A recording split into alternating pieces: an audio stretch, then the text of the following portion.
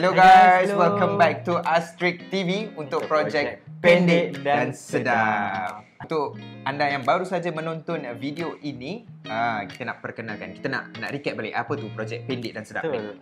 So projek Pendek dan Sedap ni merupakan satu inisiatif yang dibawakan oleh Astrid anak sendiri-sendiri untuk kita membimbing orang bagaimana nak menulis cerita pendek. Yes. Daripada idea nak kembang-kembangkannya sebagai satu cerita yang komplit lah.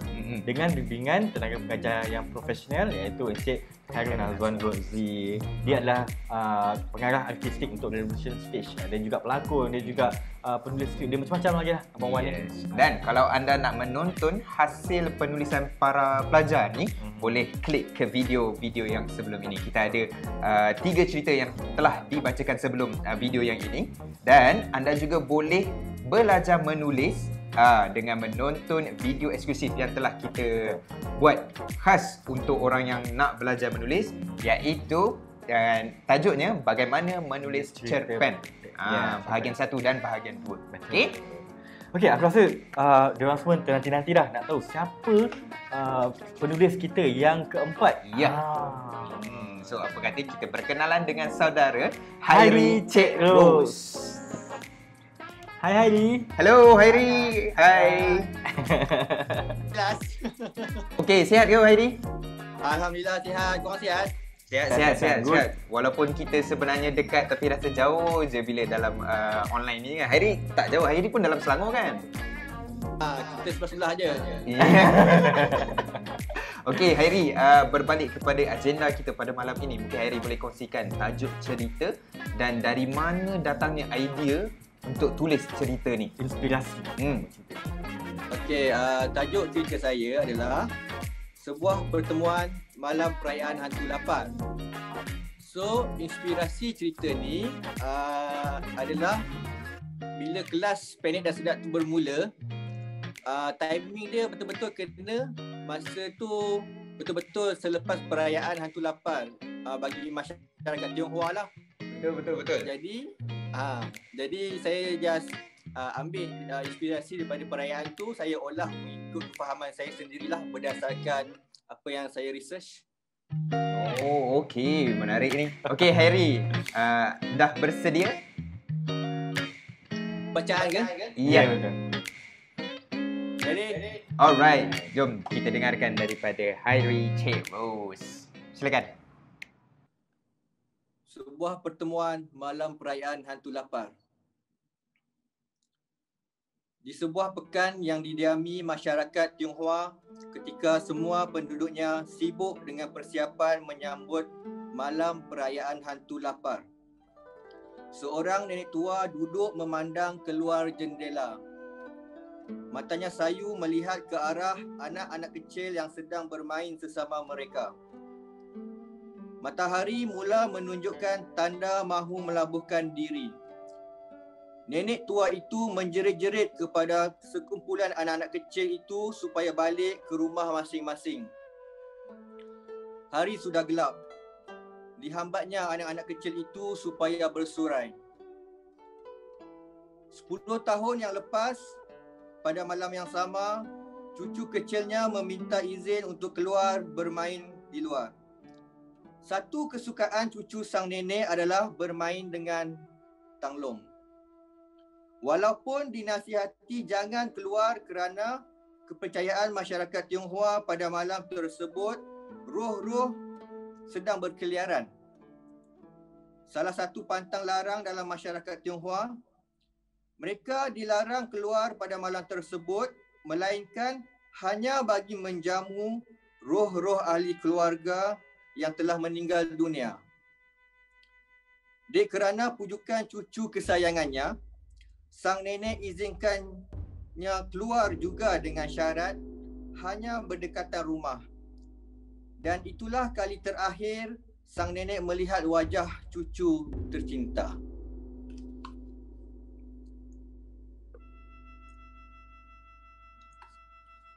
Pejam celik 10 tahun sudah berlalu. Pelbagai cara sudah dicuba. Keringatnya sudah habis diguna mencari cucu kesayangannya yang satu itu. Sudahlah tidak kaya, terpaksa pula berhabisan wang. pelbagai Tok Pekong sudah dia pergi.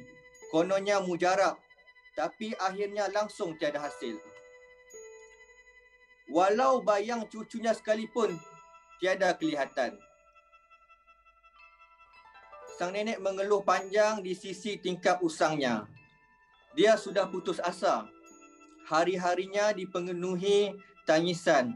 Matanya bengkak, rambutnya putih, serabut tak terurus, kulitnya sudah sekedut seribu, tubuhnya cengkung, habis daya sudah. Bukan sahaja tubuhnya sudah keletihan, malah jiwanya penat merindu cucu yang entah ada, entah tiada. Merindui yang tersayang, ubatnya hanya satu, iaitu pertemuan semula. Jika tidak, meranalah jiwa berduka lara. Terhibur sedikit hatinya dapat menyakat cucu budak-budak yang bermain tadi. Semasa cucunya hilang, besar begitulah cucu-cucunya. Suka bermain dan selalu menyakatnya. Sang nenek tunduk perlahan-lahan mengutip cebisan-cebisan kertas dan tanglong-tanglong yang ditinggalkan budak-budak itu. Sekali tunduk mengutip, sekali mengadu sakit belakang. Setiap kali itulah dia senyum, menyeringai kepada jiran-jiran yang sibuk menyiapkan makanan di tepi jalan. Pelbagai santapan disediakan. Itu semua bukan untuk manusia, tetapi untuk jamuan para roh nenek moyang yang sudah meninggal dunia. Masyarakat Tionghoa yang berfahaman Buddha dan Tao percaya pada bulan ke-7 kalendar Cina, pintu neraka akan terbuka dan roh-roh akan berkeliaran dari senja hingga ke terbit fajar. Bagi roh-roh yang tidak dijamu, mana-mana ahli keluarga mereka, roh-roh tersebut akan merayau dan melakukan kekacauan.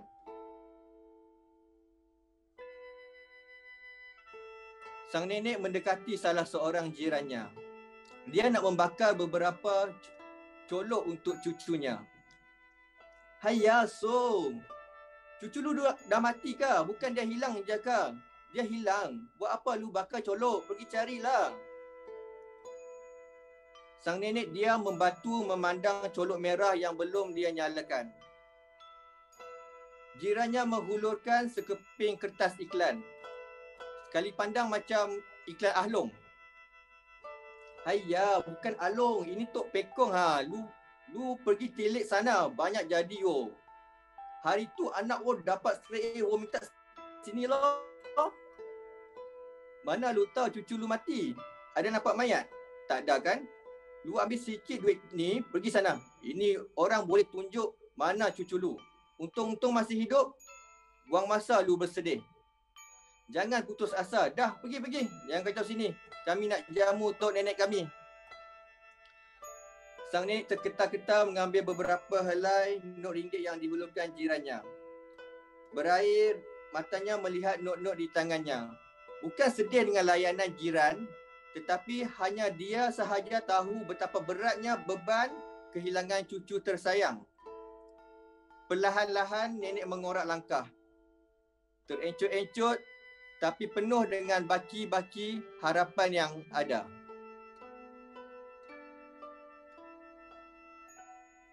Suasana di toko itu begitu ramai.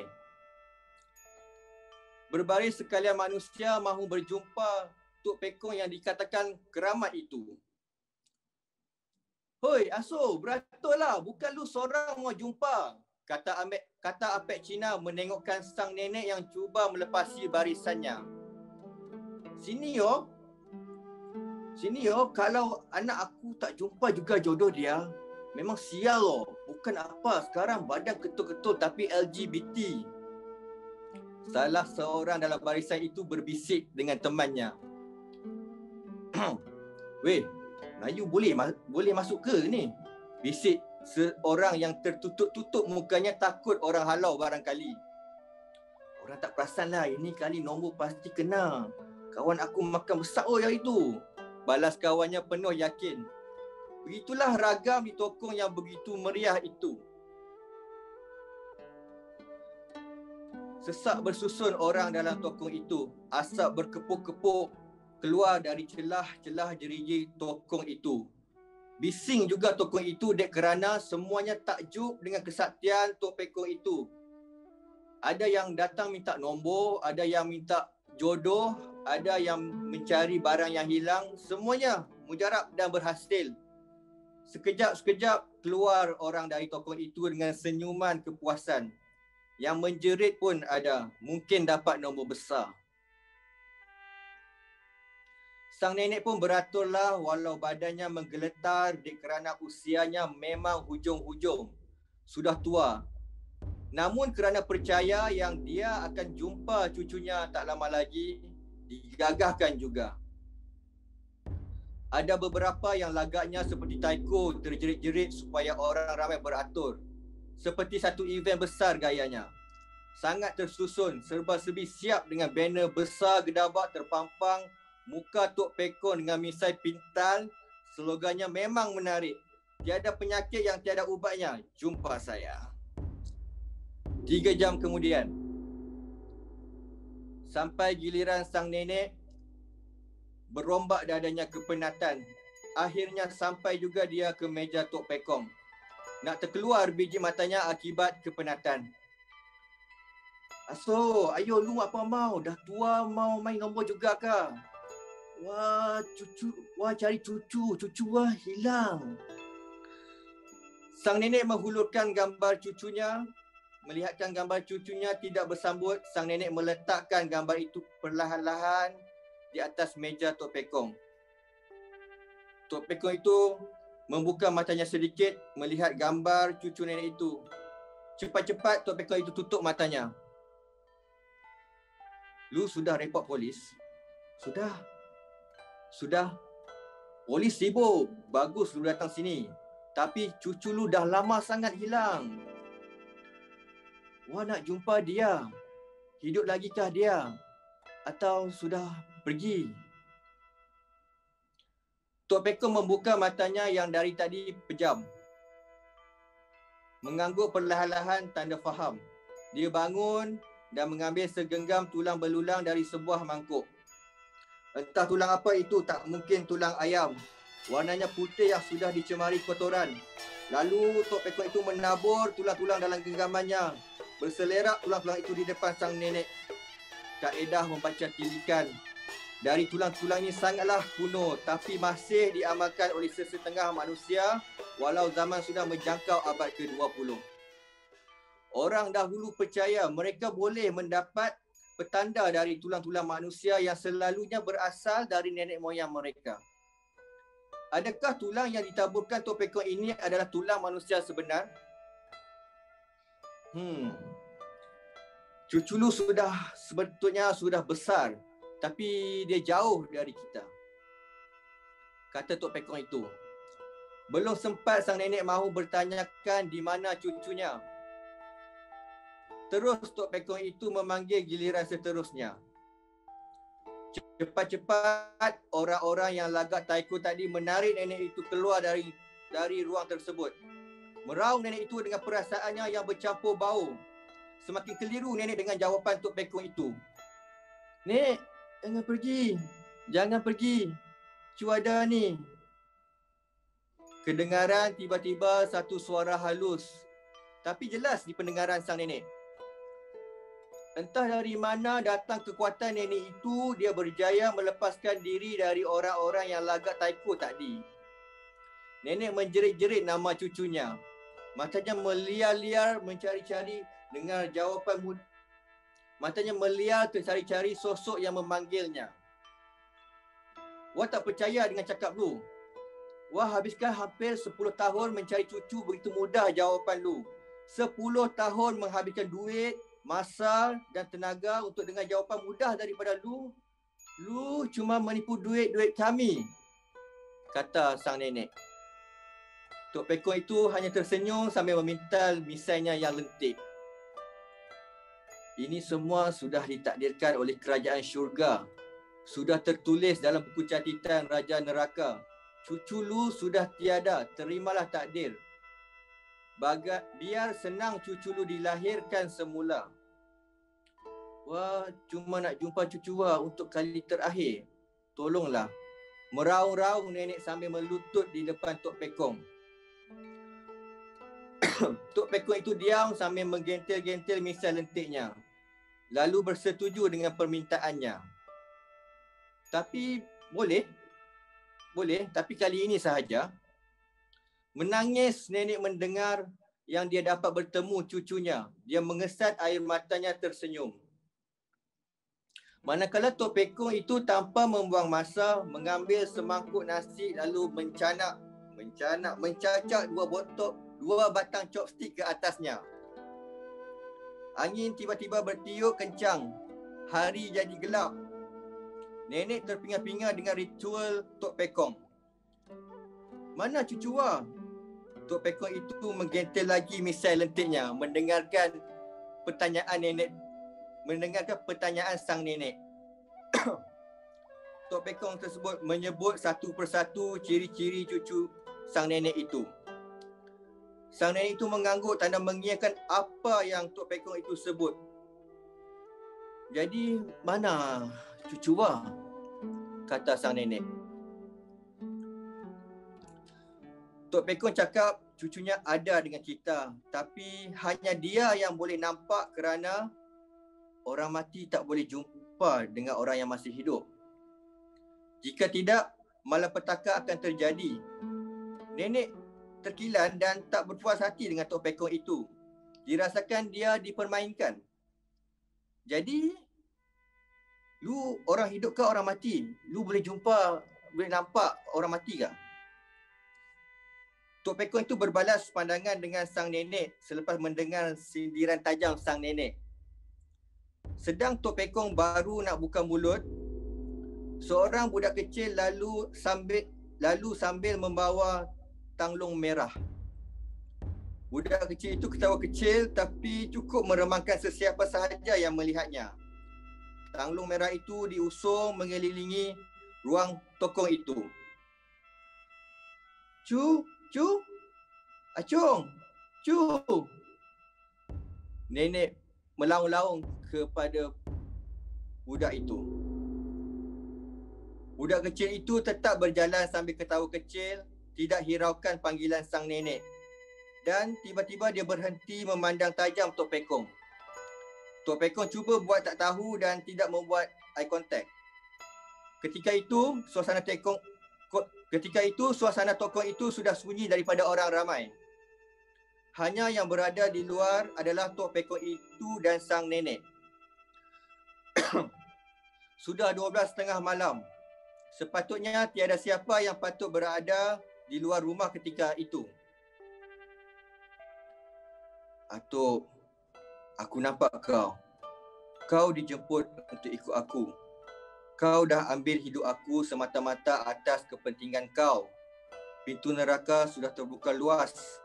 Sekarang masa kau sudah tiba. Jelas butir bicara budak kecil itu kepada Tok Pekong yang sedang tercengang melihat apa yang berada di depannya. Nenek merapati budak itu dan cuba menyentuhnya. Dia kenal benar sosok tubuh itu. Tetapi walau bagaimana dicuba, dia tak dapat menyentuh cucunya. Dia kepenatan hanya dengan cuba menyentuh budak itu.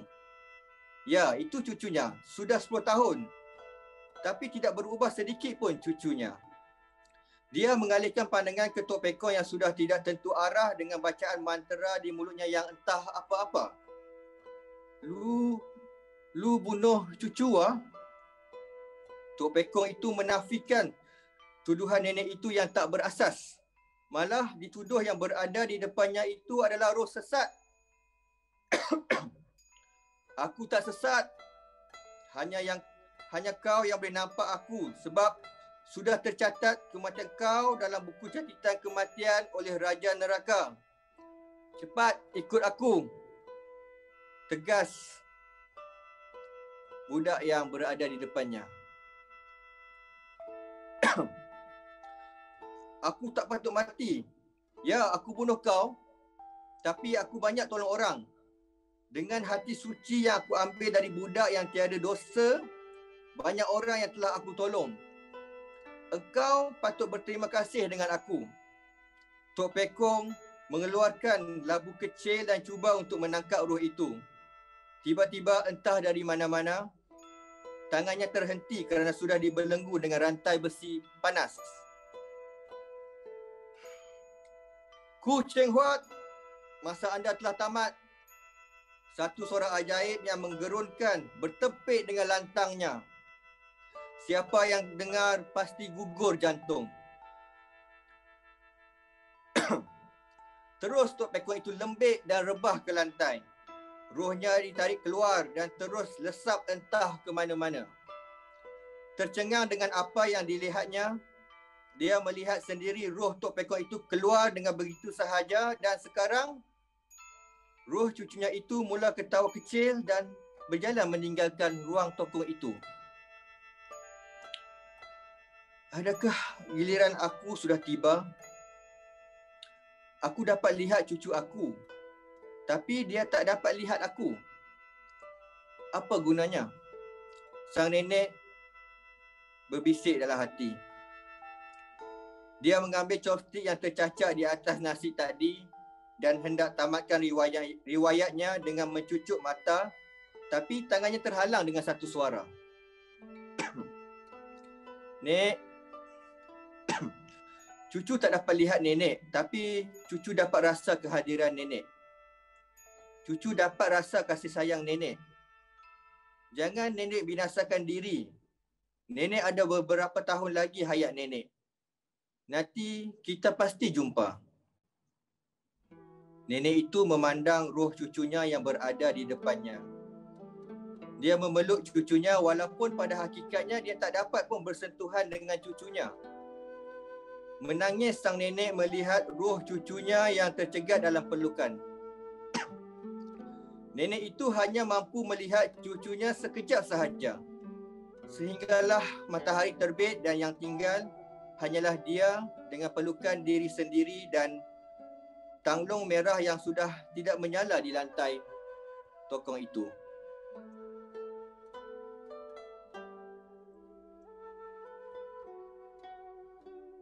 Matahari sudah naik. Nenek berjalan perlahan-lahan sambil menjinjing tanglong meninggalkan tokong itu menuju ke rumahnya. Dia terus berjalan walau dipandang pelik oleh orang-orang yang berselisih dengannya. Mungkin kerana senyumannya yang lebar atau mungkin kerana tanglongnya yang tidak menyala. Sejak malam yang penuh misteri itu, sang nenek tidak tercari-cari lagi cucunya. Dia cuma setia menunggu di toko itu, menunggu pada setiap malam perayaan hantu lapar untuk berjumpa dengan cucunya. Atau mungkin mencuba nasib jika tahun-tahun yang seterusnya yang dia tunggu itu adalah tahun cucunya dapat melihat dirinya. Tamat. Alright, thank you very much Hairi. That was good. Whew. Okay. Yeah. Tekak. Boleh minum air dulu. Okey. Untuk Ahmad rasa cerita dia sebenarnya lebih kepada sedih sebenarnya. Kalau kita letak diri kita kat tempat nenek tu sebenarnya dengan keadaan dia yang tua macam itu tapi masih lagi orang kata apa tak putus semangat nak mencari dia punya cucu dia tu kan. Dan at the end of the day sebenarnya cucu dia tak nampak pun dia. Tapi yang buat sedih dia bila last kali dia hanya berada dengan tanglong tu. Dan itu pun bila dia dengar cucu dia cakap macam tu pun dah cukup menggantikan lah, dah terubat rindu dia sebenarnya lah. Dan untuk Encik Ku Cheng Huat, jangan sampai saya boleh nampak anda lepas ni. Oh tak ada. Bagi aku apa yang sangat menyentuh tu bila cucu dia tak nampak nenek dia, tapi bila cucu dia bercakap nanti kita pasti akan berjumpa kan, aku macam lah. Okay. Nenek tu pun dah tua kan macam. Okay. Above all, tanya Hairi, thank you very much. Alif, mungkin ada apa-apa nak tanya dekat Hairi? Okay. Jelas ke cerita saya? Jelas. Izhar. Jelas, terang dan nyata. Oh gitu. So untuk aku soalan, bagi aku ini satu yang baru bila aku dengar Hairi bercerita. Dia perspektif yang macam kita belajar benda baru, macam budaya Tionghoa, budaya ni kan ada sikit kan. So bagi aku benda yang menarik. So soalan aku macam Hairi ada tak terdetik nak buat lagi cerita-cerita yang bangsa-bangsa lain, Amil ke lepas ni ke, Mungkin ada idea lain. Ada terdetik, tapi sebab minat aku suka baca sejarah-sejarah lama, so aku suka ambil inspirasi dari perkara-perkara yang fakta tapi kita boleh olah jadi fiction. Oh, okey. Okey. Faham. Aku rasa Hairi dia ada dia punya sense yang tentang budaya-budaya kan. Aku sukalah. Sebab macam kita berbalik tulis macam cerita bahasa Melayu kan, tapi bila dia tulis macam bangsa lain dia macam menarik lah. Bila dipentaskan pun akan macam cerita kat Tanah Kadal kan, macam tu kan. Okey. So, good job Hairi. So, Good job, Hairi. jangan putus asa untuk terus menulis. Mungkin kita akan berjumpa dekat fasa 2 nanti. InsyaAllah. Okey. Amat. Oh. Punya persona kucing huat. Okey Hairi, kita jumpa lagi nanti. Alright. Terima kasih banyak. Jumpa lagi nanti. Okay. Thank Bye. you.